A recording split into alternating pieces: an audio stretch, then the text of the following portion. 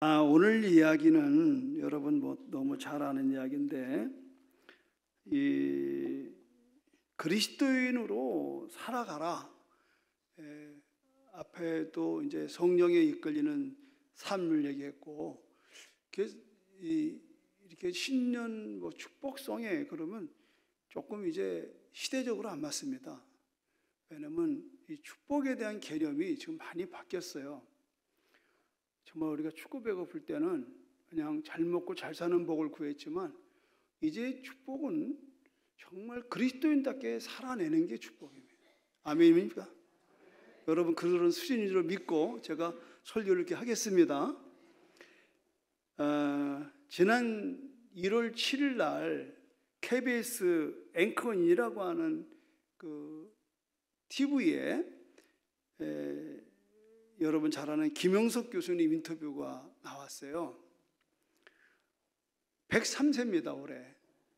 정말 제가 10대 때부터 이분 책을 많이 읽고 정말 이분에 대한 영향을 제가 많이 받았는데, 이분이 주제가 뭐냐, 100년을 살다 보니요.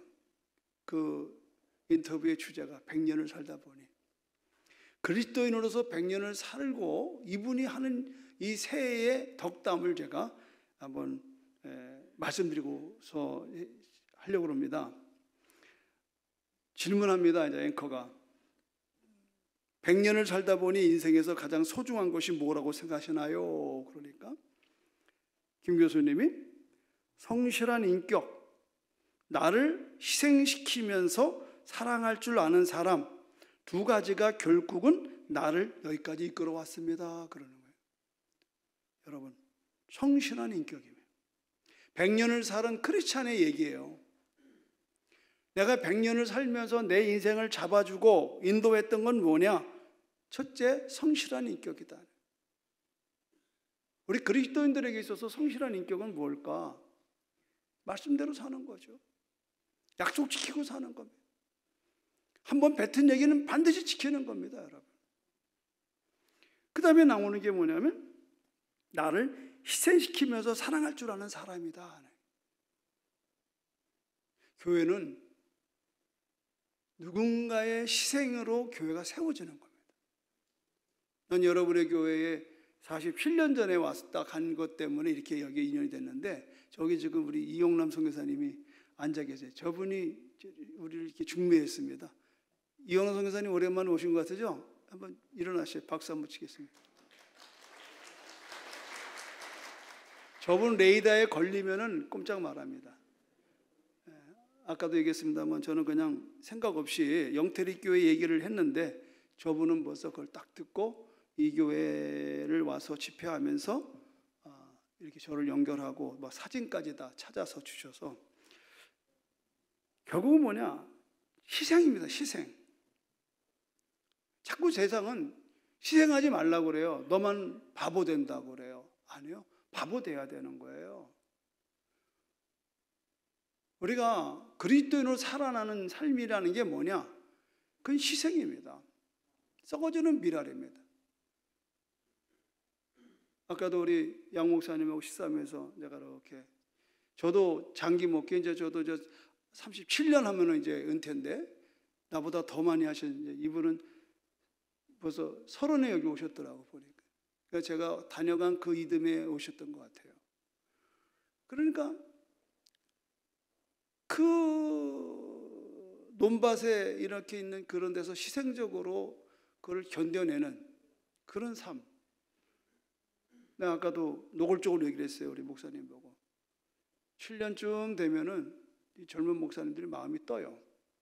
이 교회에서 내가 남은 인생을 정말 희생할 수 있는 가치가 있나? 희생하지 말라는 게 아니에요. 희생에는 가치가 있어야 되거든요. 내가 썩어지는 미랄이 돼서 과연 싹이 날 수 있을까? 그냥 그랬어요. 싹 나고 안 나가는 거는 하나님 손에 맡기는 거다. 할렐루야.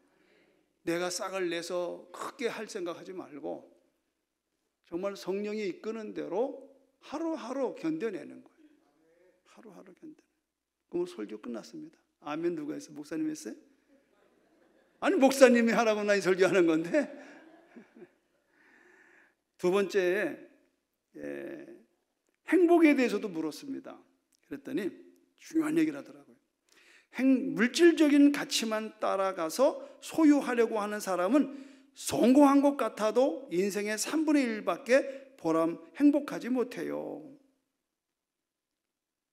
물질적인 가치에 쫓아다니면 그건 행복이 아니라는 거예요. 그럼 누가 행복하냐? 다른 사람을 행복하게 해주는 사람이 행복한 사람. 아멘. 여러분, 우리가 그리스도인으로 살아내야 될 이유는 뭐냐면 나 때문에 누군가가 행복해야 되는 거예요. 여러분 잘 아는 예루살렘에서 여력으로 내려가는 한 사람이 유대인이 강도를 만났습니다. 이제 그 강도가 다 죽게 됐어요. 근데 마침 예루살렘으로 이제 제사를 지내러 가는 제사장 레위 사람들이 이제 가다가 봤어요. 이렇게 서서 고민하는 겁니다. 그냥 가지는 않았겠죠. 서서 고민하는 거예요. 내가 가는 길을 멈추고 저 강도 만난 저 사람을 도와주면 나에게 무슨 일이 일어날까? 심각한 문제예요. 왜냐하면 이분들은 반차에 따라서 어디에 있든지 간에 그 서열대로 이제 일정을 맞춰서 예루살렘에 가서 어떤 사람은 몇 년 만에 한번 그 연구를 해보니까 평생 자기의 순서도 없이 제사장 하다 간 사람들도 있더라고요. 그러니까 지금 저 사람을 나는 돕고 싶지 않은 게 아니야. 내가 저 사람을 돕다가 죽으면 율법에 제사장들은 시체를 만지면 안 되겠어요. 피를 보면 안 돼요. 그러면 올라가서 나는 시체 만지고 왔기 때문에 이거 못합니다. 자기의 직무를 포기할 수밖에 없는 거예요. 그러니까는 이런 상황에서 이 사람이 이렇게 가야 되냐 이 말이에요. 그러니까 이 두 사람은 돕고 싶은데 이 돕다가 내 직무, 내 사명을 잃어버릴 것 같아서 나 그냥 간다 이렇게 된 거예요. 그런데 선한 사마리아 사람은 똑같은 생각을 합니다. 그는 장사하러 가다가 강도 많은 사람을 만났어요. 내가 가는 길을 멈춰서 저 사람을 돕지 않는다면 저 사람에게 오늘 무슨 일이 일어날까? 그는 거기서 앞에 있는 사람들하고 똑같은 생각이지만 주어가 바뀌었어요. 내가 무슨 일이 일어날까가 아니라 저 사람에게 무슨 일이 일어날까? 강도 많은 저 사람 내가 안 도와주면 죽겠네? 안 되지. 그래서 그는 자기가 가지고 있는 걸로 다 상처를 붓고 싸매주고 자기의 나귀에 태워서 여관에 갖다 놓고 또 돈이 더 들면 더 주겠다고 그러고 잘 보살펴 달라고 이렇게 하고 떠나지 않습니까? 여러분, 우리가 복잡하게 생각할 게 없습니다. 누가 행복한 사람일까? 자기의 종교적인 일에 매몰된 사람이 행복한 사람일까? 아니면 내 이웃을 내 몸 좀 사랑하라고 하는 그 사마리아 사람이 행복한 사람일까? 제가 오늘 이 김영석 교수의 얘기를 시작으로 하는 이유는 다른 일이 아닙니다. 제가 언젠가 한번 이분의 강연을 듣다 보니까 무슨 얘기를 하는 거면 자기가 시골에서 자라서 가난하게 살다가 아버지가 그러더래요. 얘야, 네가 농사만 지면 농사밖에 생각 못한다. 내가 논 팔고 밥 팔아서 너를 학교를 보내니까 평양 숭실중학교를 가라. 가서 큰 생각을 해라. 아버지가 훌륭하더라고요. 그래서 이 김영석 소녀는 논밥 팔아서 평양으로 왔어요. 평양 중학교를 다니는데 이렇게 광고를 난 거 보니까 그 평양에 숭실 전문학교가 있는 거예요. 그러니까 자기보다 상급이죠. 거기에서 뭘 하냐면 봄, 가을로 신앙 강좌를 합니다. 신앙 강좌, 예배가 아니라 신앙을 고취하기 위한 어떤 강연회를 하는 거예요. 하루에 한 명씩 4명이 왔어요. 4일간. 2명은 목사고 2명은 이 나라의 애국지사들이에요. 2명은 내가 누구라고 말을 않겠습니다. 또 그분도 혹시라도 여기에 또 뭐라고 그래, 후손이 있으면 또 골치 아파요. 아니, 아까 깜짝 놀랐다니까는. 나가는데 누가 인사를 하면서 제가 박창건, 서귀포의 박창건 목사님 누님입니다 그러더라. 여기 오셨나? 또 오셨어요? 어디 오셨어요? 아, 여기 계시네. 내가 박창건 목사 이렇게 했으면 큰일 날 뻔했어. 평양에서 내려올 만한 큰 교회 목사님 한 분, 그리고 이제 그 지역의 기독교를 대표하는 대표 목사 한 분, 2사람이 목사가 하루씩 강연을 했고요. 또 하나는 뭐냐, 그 유명한 도산 안창호 애국지사가, 그때는 뭐 그때 액자도 뭘 모를 때죠. 그리고 조만식 선생님이 강사로 된 거예요. 그분 나중에 장로가 됐습니다만. 김영석 교수의 얘기는 이겁니다. 이렇게 들어보니까 목사님 2분은 막 뭐 은혜 받으라고 그러고 뭐 그러면서 주로 십자가에 대한 교리를 많이 얘기하더라요. 예수를 믿어야 구원받고 영생한다. 좋죠. 그런데 도산 안창호하고 조만식 선생은, 2 선생은 설교가 그게 아니더라는 거예요. 교리에 매이는 게 아니라 진리를 가르쳐, 진리. 나라와 민족을 위한 진리. 인류애에 대한 인류애. 그래서 이런 정말 그리스도인으로서는 우주를 품는 하나님의 마음으로 생각하고 살아야 된다. 이 얘기를 했다는 거예요. 자, 그러다가 여러분 아시는 대로 평양이 김일성한테 함락이 됩니다. 어떤 현장이 일어난 줄 알아요? 큰 교회 목사님은 김일성이하고 타협을 하고, 기독교 대표인 목사님도 김일성하고 타협을 하는데 조만식과 안창호는 끌려 들어가는 거예요. 그러면서 이분 얘기는 뭐냐, 자기가 학교를 이제 피난 내려와서 자기도 열심히 신앙생활했기 때문에 많은 사람들이 형석이 너는 목사 돼야 돼, 그런 많이 들었대요. 그래서 자기가 신학을 해야 되는지 말하니 고민 많이 해요. 근데 그때 기준이 뭐냐, 내가 신학을 하면 한 교단의 목사로 머물지 않겠나. 나는 교리에 함몰되는 목사가 되기보다는 나는 진리를 추구하고 진리를 후세에게 가르치는 철학 교수가 돼야 되겠다. 그래서 이분이 일본에 가서 철학 교수가 되죠. 여러분, 이 조치대학교에서 철학 교수가 돼서 이분이 이제 한국에 와서 연세대학교 이제 명예 교수로서 상당한 기간을 후배들을 길러냈어요. 제가 오늘 주제에 맞는 이야기 같아서 드리는 건데, 우리가 교리에 매여는 크리스찬이 되면 좁아서 안 돼요. 우리는 나는 길이요 진리요 생명 되시는 예수 안에 있기를 주님의 이름으로 축원합니다, 여러분. 우린 교회 안에서 너무 그런 뭐 헌법, 교리, 또 교회가 정해진 어떤 룰, 너무 그런 데에만 그냥 매여가지고 서로 다투고. 그러나 내가 오늘도 오전에 뭘 했어요? 이 영태교회는 그런 데 매이는 교회가 돼서는 안 된다는 거죠. 역사적인 이 파주라고 하는 정말 최전방을 코앞에 두고 있는 이 평화의 도시 파주, 여기에 여러분의 교회가 50년째 있어야 될 존재의 의미가 뭘까? 목사님 나를 초청한 것은 여기에 대한 명확한 길을 좀 제시해 달라고. 그건 너무 쉬운 거예요.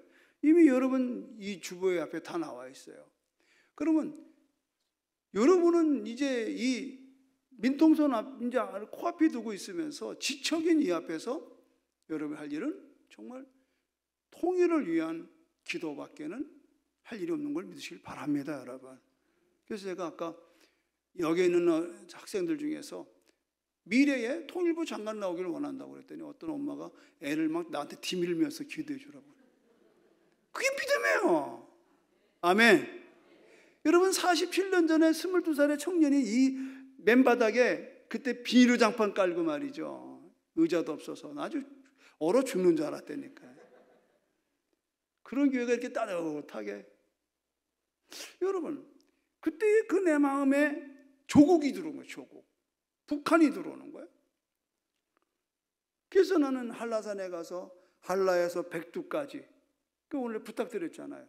한라에서 백두까지 기도를 쏴 올리는데 힘이 딸려가지고 팔 위에 뚝 떨어질 것만 같아. 그 여러분이 그걸 잡아서 또 올려달라 이거예요. 여러분, 나는 개인적으로 다니엘을 무척 좋아합니다. 왜냐하면 제가 30대 초반에 우리 아내가 첫 아이를 임신했는데 애가 거꾸로 섰다고 그래요. 그래서 경황도 없는데 어쨌든 누가 이름도 모르고 성도 모르는 한 분을 모시고 왔어요. 여자분인데 기도를 많이 하는 분이래. 그러더니 뭐 우리 아내를 요 위에 눕혀놓고 이렇게 배를 쓰다듬는데 이 아이가 이렇게 돌아가는 거예요. 기가 막히대. 그래서 순산했거든요. 근데 그분이 헤어지기 전에 그래요. 나보고 이름이 뭐냐고 그래서 저 박집사입니다. 청파성결교회 박명일 집사입니다. 그러니까 그분이 묻지도 않은 얘기를 하더라고. 박 집사님은 다니엘계 같이 성경에 나올 만한 인물로 하나님은 이 땅에 보내셨습니다. 그러는 거예요. 난 그때부터 굉장히 혼란이 왔어요. 왜냐하면 다니엘이 목사인지 정치가인지 헷갈리는 거예요. 우리 이용남 선교사님 역사가니까 다니엘이 뭡니까? 그분은 정체가. 뭐 학자도 모르잖아요. 그는 선지자이기도 하죠. 예언기도 하고. 그러나 그는 65년 동안 여러 왕을 모셨던 총리입니다. 여러분, 다니엘, 어쩌면 이 새해에 우리 자신에게 정말 주어지는 비전이 되지 않겠나. 왜 그런가 하면 굶주린 사자, 타는 풀물불, 밑겨울인 장소에서 죽음과 맞들어뜨리는 그 드라마틱한, 그러면서도 아주 흥미진진한. 내가 왜 다니엘 좋아했더니 어릴 때부터 맨날 주일학교 선생님들이 다니엘 얘기할 때 신나더라고. 뭐 사자굴에 집어던져서 막 살아난 이야기, 뭐 불 속에 들어가도 살아난 이야기, 또 꿈을 해몽해서 총리가 된 이야기. 참 이 다니엘에 대해서 제가 아까 고민한 건 뭐냐면, 내가 신학을 해서 목사가 돼야 되는 건지 정치 외교학과를 가가지고 내가 정치를 해야 되는 건지 굉장히 혼란했어요. 사실이 그렇습니다. 그런데 제가 이제 다니엘을 연구하면서 내린 결론이 뭐냐? 다니엘이 먹는 문제를 해결했다는 걸 알았어요. 오늘 이야기가 그거거든요. 다니엘이 이제 포로로 끌려왔잖아요. 그러면 이제 그때나 지금이나 포로로 온 사람 중에서 똑똑한 친구들을 미리 3년간 교육을 시킵니다. 그래서 바벨론화하는 거예요. 바벨론화. 여러분 지금 미국은요, 앞으로 제가 볼 때는 한 100년까지는 끄떡없습니다. 이유는 하나입니다. 세계에서 공부 잘하고 똑똑한 놈들은 전부 다 미국 유학을 가요. 하버드를 갑니다. 먼저 그들은 하버드 들어간 순간부터 미국의 정보청에 의해서 걔네들 스킨이 다 됩니다. 그리고 이 아이의 성부를 다 조사합니다. 그리고 그 중에서 정말 미래가 촉망되고 그 나라에 영향력을 줄 만한 대학생들을 알게 모르게 장학금을 주고 그들을 미국화시키는 겁니다. 그들이 이제 자기네 나라 뭐 아프리카가 되든 아시아가 되든 가면 그들은 친미주의자가 되는 겁니다. 겉으로는 그 나라의 대통령이고 국회의원이지만 그렇게 되는 거예요. 그러니까 미국은 벌써 1960년대에 케네디 대통령 때 평화봉사단 들어봤나요? 저희 고향 경기도 화성에도 평화봉사단 영어 가르친다고 대학생 2명이 왔었습니다. 걔네들 때문에 존슨 대통령이 우리 동네까지 와서 격려하고 갔습니다. 그 3,000명이 전 세계에 흩어져서 평화봉사단 이름으로 한국의 아이들을 사귀는 거예요. 그리고 그들이 지금 전부 다 한국 뭐 보자, 특보 보자 뭐 이런 거 하는 거예요. 그게 그런 거예요. 그럼 여기도 마찬가지예요. 여러분 성경은 그냥 성경 들으면 안 돼요. 이 시대에 여러분들이 이걸 볼 수 있어야 돼요. 그러니까는 바벨론은 대단한 나라거든요. 그러니까 정복된 나라에서 끌려온 아이들 중에서 귀족, 왕족 이 10대 애들을 데리고 3년간 먹이고 입히고 공부 가르치는 거예요. 그래서 그들에게 제일 먼저 음식 그 나라 먹는 거 다 끊고 바벨론의 나라에 음식을 먹여요. 바벨론식의 교육을 합니다. 이름도 다 바꾸잖아요. 그리고 그들에게 바벨론의 공무원의 자리를 주는 겁니다. 근데 이게요, 음식을 바꿔 먹잖아요. 지금 우리가 한국 음식이 좀 세계적으로 유명해졌어요. 옛날엔 우리 김치 먹고 가면 지금은 완다풀 그러는 거예요. 이게 국력입니다, 여러분. 그거는 맨날 양고기나 얻어먹는 이 청년들이 음식이 훌륭한 음식으로 포도주로 먹고 마시는 거예요. 요새 말로 왔다죠. 그런데 다니엘은 명석합니다. 다니엘은 이거 받아 먹다가는 내가 바벨론화 되겠다는 걸 알았어요. 그래서 세 친구와 함께 우리는 먹지 말자. 그러니까 이거를 담당하는 이 장관이 말이죠, 걱정이 태산인 거예요. 야, 왕의 명령을 어기고 살아남은 사람 하나도 없다. 제발 먹어다오. 그러니까 뭐라 그럽니까? 열흘 동안 우린 채소만 먹을 테니까 한번 나중에 보십시오. 그 열흘 후에 보니까 정말 다른 나라에서 붙들려온 다른 같은 이스라엘에서 왔어도 이 4명하고는 얼굴이 다른 거예요. 확연히 다른 거예요. 막 혈기가 돌고 너무 피부가 좋고. 여기서 중요한 영적인 센스를 하나 좀 보셔야 돼요.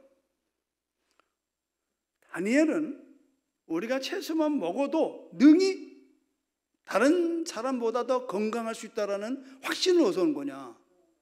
그것은 하나님에 대한 절대적인 신뢰인 걸 믿으시길 바랍니다, 여러분.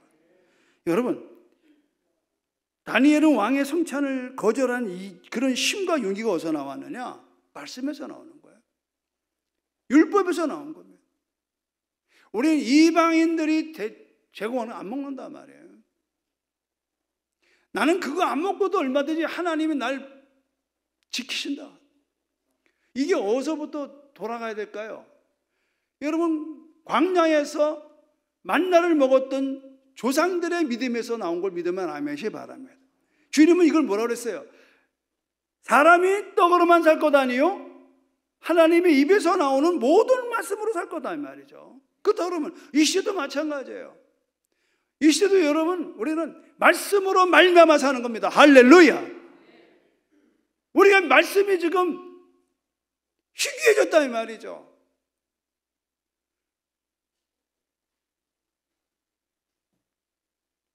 이 말씀으로 인해서 산다는 것을 다니엘은 알았던 거예요. 그러니까 왕의 음식을 그는 포기한 겁니다.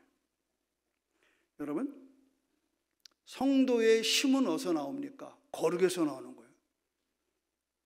하나님이 내가 거룩하니 너희도 거룩하라 그랬어요. 그럼 거룩해지는 거에 대해서 신약에서 뭐라고 해요? 말씀과 기도로 거룩해진다고 해요. 결국은 우리 인생 속에서 하나님의 말씀과 기도로 거룩해지는 능력이 있어야 될 줄로 믿습니다, 여러분.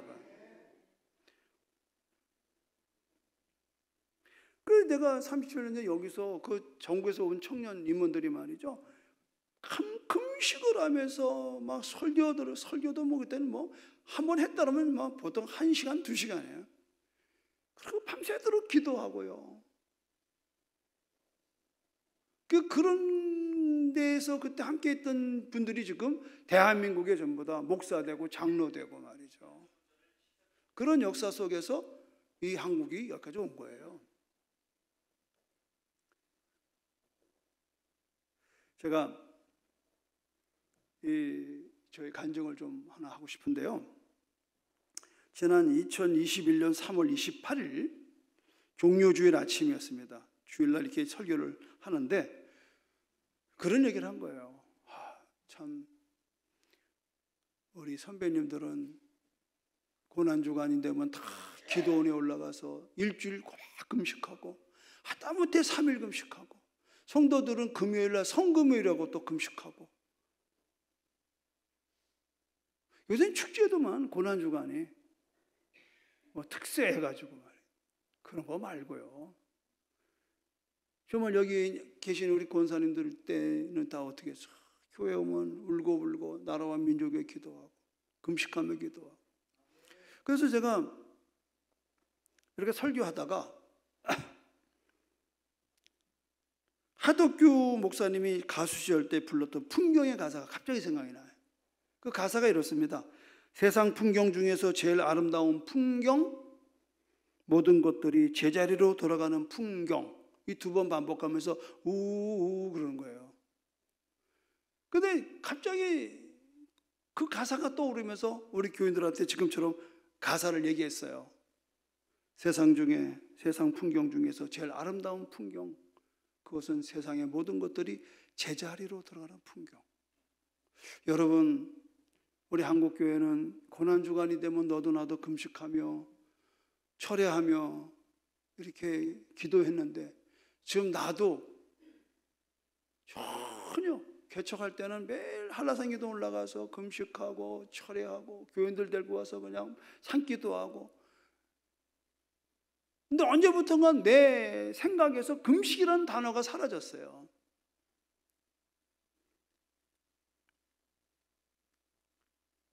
그런데 이제 그 다음 주일날 새벽 마치고, 저는 새벽 마치면 꼭 목회실을 혼자 이제 이렇게 차를 한 잔 마시면서 이제 시간을 보내는데 그분이 오셨어. 예수님이 오셨어.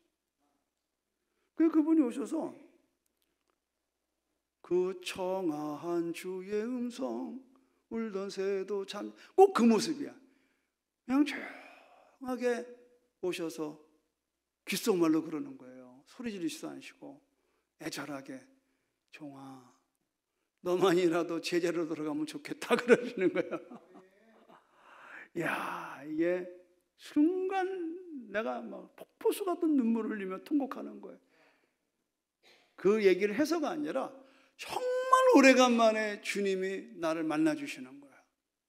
그 기분은 알 사람이 없어요.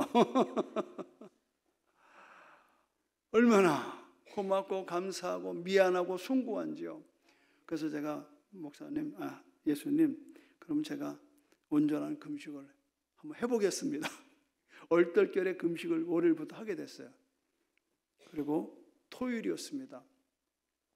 토요일날 오후가 됐는데 이번엔 성령이 오셨어요. 그분이 오시는 거예요.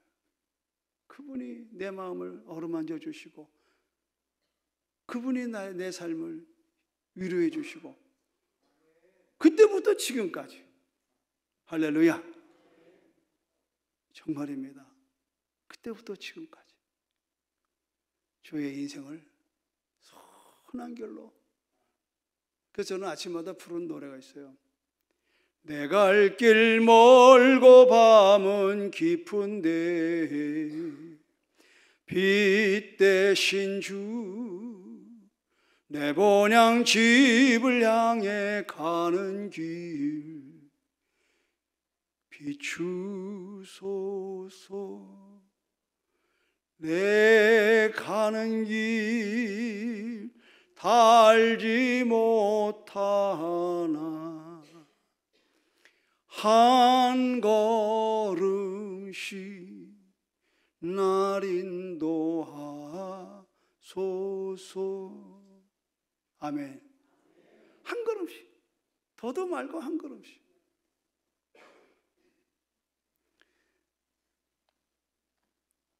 제가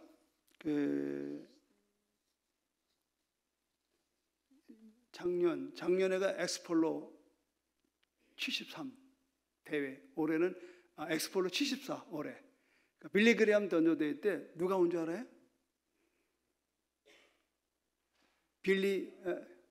킴학스가 왔어요. 킴학스.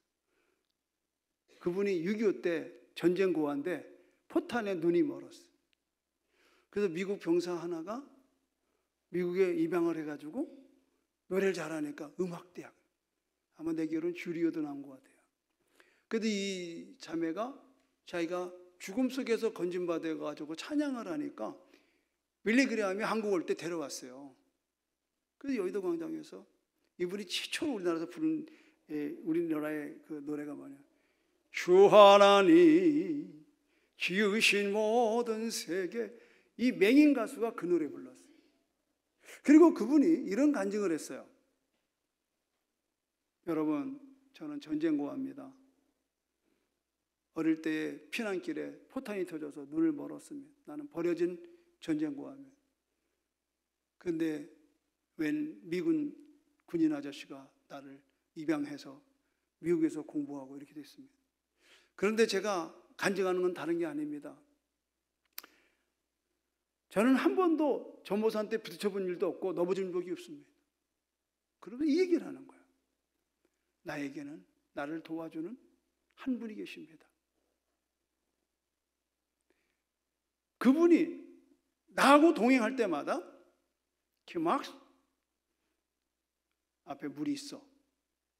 꼭 한 걸음 앞에만 얘기하는 거예요. 한 걸음 앞에 돌 있어. 한 걸음 앞에 계단 있어. 그 자기는 뭐 두 걸음도 아니래. 그냥 이러고 따라는 가는데 킴학스 그러면 앞에 뭐가 있나 보다. 한 걸음만 얘기하더래. 한 번도 자기는 잔등 깨져 본 적이 없대. 그러면서 그때 내가 들은 얘기가, 여러분 나만 그렇겠습니까?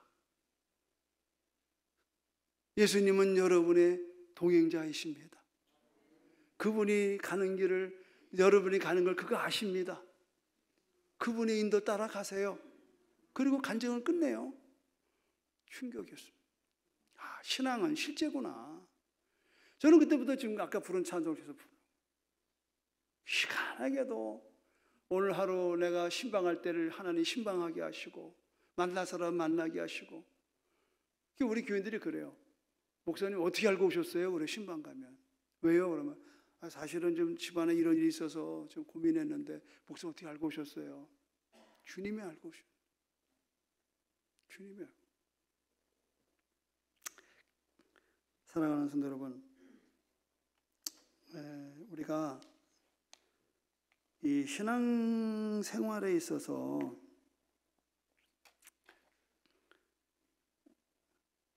가장 중요한 게 뭘까요? 그분의 음성을 듣는 거예요. 신년 축복송에 그래. 근데 부담스러웠어요. 또 내가 순복음 목사니까 뭐 자착착 한번 할 줄 알고. 근데 제가 변했습니다. 저도 그렇게 목회를 해왔습니다만은, 그러나 다 쓸데없는 일이더라고. 다 쓸데없는 거. 무슨 소리냐? 우리가 이 문제 해결되면 또 다른 문제 생기고요. 또 다른 문제. 제가 목사가 탈진하는 거예요. 제가 목회 한 25년쯤 돼서는 내가 수술을 하루에 3번, 한 1년에 3번을 했어요. 번아웃이란 거예요, 번아웃. 그냥 몸이 기운이 다 빠지는 거예요. 기가 빠졌어요, 기가. 난 65세 조기 은퇴한다고 막 했더니 성도들이 5년만 더 해달라고 그래서 지금 내가 5년 채우려고 좀 죽을 지경이야. 진짜예요. 지쳐가지고 안 돼. 그래서 내가 오늘 양 목사님한테 큰절했잖아요. 어떻게 40년을 하냐고. 여러분,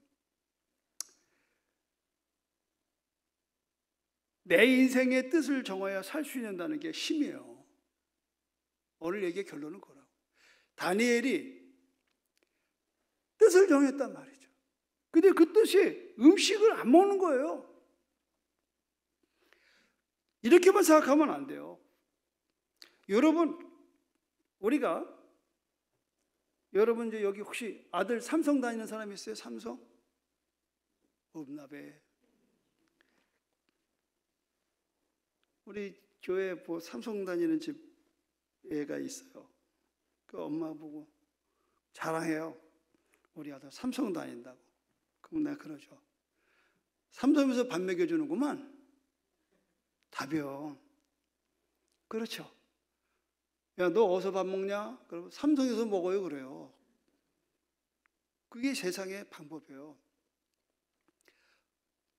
우리 오늘 아까 기도하신 구장로님 어저께 점심 대접 잘 받았는데 어디서 밥 샀었어요? 그러니까 군대 밥 먹었다고 그러더라고요. 그래서 저분은 솔직하더라고요. 대한민국이 밥 먹여줬다고. 답입니다, 여러분. 그러니까 내가 어디서 밥을 얻어먹느냐가 굉장히 중요한 거예요. 왜? 내 목숨이 거기에 달린 거예요. 그러다 삼성에서 잘렸어. 그럼 다들 뭐래? 너 뭐 해 먹고 살래? 그런다고. 어디 가서 밥 먹을래? 그래. 제가 고등학교 졸업하고 신학을 한다고 그러니까 우리 아버님이 목수 출신이신데 노가다죠. 첫 마디가 뭐랬는지 알아요? 아버지 예수 믿으십시다 하니까 아버지 교회 가면 너 밥 누가 먹여주니 그러더라고요. 그렇죠. 우리 시대 딱 그렇잖아요. 하나님 먹여줍니까? 웃더라고요. 그런 아버지가 이제 예수 믿고 돌아가셨는데 제가 이제 신학을 한다고 그러니까 우리 아버님이 하는 말씀이 야 지금도 가난한데 목사 되면 더 가난할 텐데 동생 넷을 어떻게 먹여 살리려고 너 신학교를 가냐. 제가 그때 알아들었어요. 아버님이 나를 길러낸 것은 동생들 돌보라는 거라구나. 잘 들으셔야 돼요, 여러분. 난 포기했습니다. 신학을 포기했어요. 그리고 전문학교를 갔습니다. 그래서 제가 전문학교 물리치료대학을 나와갔어요. 열심히 일했습니다. 동서원 종합병원에 가서 제가 개척 멤버, 개원 멤버죠. 그 10여 년 동안 열심히. 아버지 돌아가신 다음에 신학했습니다. 여한 없이 아버님이 우리 병원에서 돌아가셨는데 마지막 돌아가실 때 한마디 내가 네 덕 본다. 물리치료 실장 아버님이 독방에 있으시니까 이사장님도 아침마다 문 안 드려 각 과장들이 다 문 안 드리는 거예요. 그 우리 아버님이 호강하고 오셨어요. 마지막에. 저는 어릴 때 장남으로 태어나서 뭘 먹고 사는 게 큰 걱정이었습니다. 나는 뭘 먹고 사나. 아버지가 한 번은 못을 박으러 오는데 못 박다가 내 눈깔 빼는 줄 알았어요. 아버지는 목수인데 나는 못도 하나 못 박아요. 그래서 아버지가 하는 말이 너는 뭐 해 먹고 살래? 지금도 귀에 챙겨갑니다. 야 장남 너 뭐 해 먹고 살래? 못도 하나 못 박고 말이야. 그 열등감은 말할 수가 없어요. 아버지한테 인정 못 받는 장남의 모습은요. 안 겪으면 모르는 거예요. 그러다 내가 이제 거듭나고 17살 때 제가 이제 사형리로 거듭을 났는데 그래가지고 저 교회를 이렇게 이제 말씀을 보니까 이 말씀이 딱 있더라고. 이 말씀이 그러므로 염려하여 이르기를 무엇을 먹을까 무엇을 마실까 무엇을 입을까 뭐 하지 말라? 염려하지 말래요. 나는 염려하고 사는데 그래도 기가 막힌 게 주님이 이는 이방인들이 구하는 것이래. 그러면서 너희 하늘 아버지께서 이 모든 것을 너희에게 있어야 할 줄을 아신다. 할렐루야. 그건 났어요, 나는. 그냥 내가 나의 나된 것은요, 말씀이에요, 말씀. 뭐 누구한테 안수받고 그러는 게 아니에요. 어느 날 성경 읽다 보니까 이게 있네. 난 뭘 먹을까 때문에 평생 걱정했는데 우리 아버지 걱정하고. 이야, 하늘 아버지가, 우리 아버지는 걱정만 하는데 하늘 아버지가 내가 뭘 있을 것도 아신다는 거예요. 난 그때 내 인생에 먹고 사는 문제를 종을 쳤어요. 그러면서 그런즉 너희는 먼저 그의 나라와 그를 구하라. 그리하면 이 모든 걸 더하시리라. 저는 그때 저의 인생에 있어서 근심 걱정을 내려놨습니다. 그리고 정말 하나님만 잘 믿으면 내가 형통한다는 확신을 얻었어요. 그래서 제가 이제 정말 가족들 다 전도하고, 그리고 또 목사가 돼서 하여튼 우리 교회만 오면 다 부자 됩니다. 이유는 간단합니다. 당신들의 영혼이 죄에서 구원받아야 된다. 죄사함 받아야 된다. 그리고 성령 받아라. 그럼 영혼이 잘 되잖아요. 영혼이 잘 되니까 이 사람의 삶이 기쁜 거예요. 즐거운 거예요. 그러니까 식당에 가도 그 사람네 집에 가는 거예요. 그러니까 우리 교회 식당도 다 잘 돼요. 왜? 재료를 정직하게 쓰거든. 절대 나는 그냥 눈속이면 못하게 해요. 우리는 어느 사업을 하더라도 부탁합니다. 죽게 하듯 하라. 죽게 하듯 하라. 손님을 손님으로 보지 마라. 죽게 하듯 하라. 이게 성도들한테 이제 훈련이 됐기 때문에, 그러니까 장사가 잘 되는 거예요. 어떤 분은 이번에 밀감 장사를 하는데 없어서 못 팔았어요. 정직하게 하는 거예요. 최선을 다해. 자, 여러분, 오늘 이러한 이야기에 뜻을 정해서 그 나라와 그를 구하는 사람에게 주시는 메시지가 결론이 9절입니다, 여러분. 하나님이 다니엘로 하여금 화관장에게 은혜와 긍휼을 얻게 하신지라 하는 거예요. 여러분, 지금 다니엘의 인생을 올가매고 있는 이 사람이 다니엘의 뜻을 정하는 순간 하나님께서 다니엘로 하여금 화관장을 통해서 이걸 족쇄를 푸는 겁니다. 여러분, 하나님은 하늘에 있고 땅에는 누가 있어요? 화관장이 있어요. 여러분의 인생을 우지자지할 만한 권력과 힘이 있는 사람이 옆에 있다고. 그걸 싸우려고 그러지 마시라고. 내가 하나님을 향하여 정말 그리스도인다운 삶을 살아내려고 결정만 하는 순간에 여러분이 어떠한 상황에 여러분을 공격하고 도전하고 에워싸움을 당한다 할지라도 그 사람들의 운명을 하나님이 우지자지하는 걸 믿으면 아멘 하시기 바랍니다. 이게 우리 기독교인이 살아내는 힘이 여기 있는 거예요. 새해에 여러분, 세상의 인정보다는 하나님의 뜻을 지키는 일에 더 치중하세요. 이게 내가 여러분 신년에 드릴 축복의 메시지예요. 사람을 두려워하지 마시고 하나님을 두려워해야 돼요. 하나님을 두려워하는 삶이 뭡니까?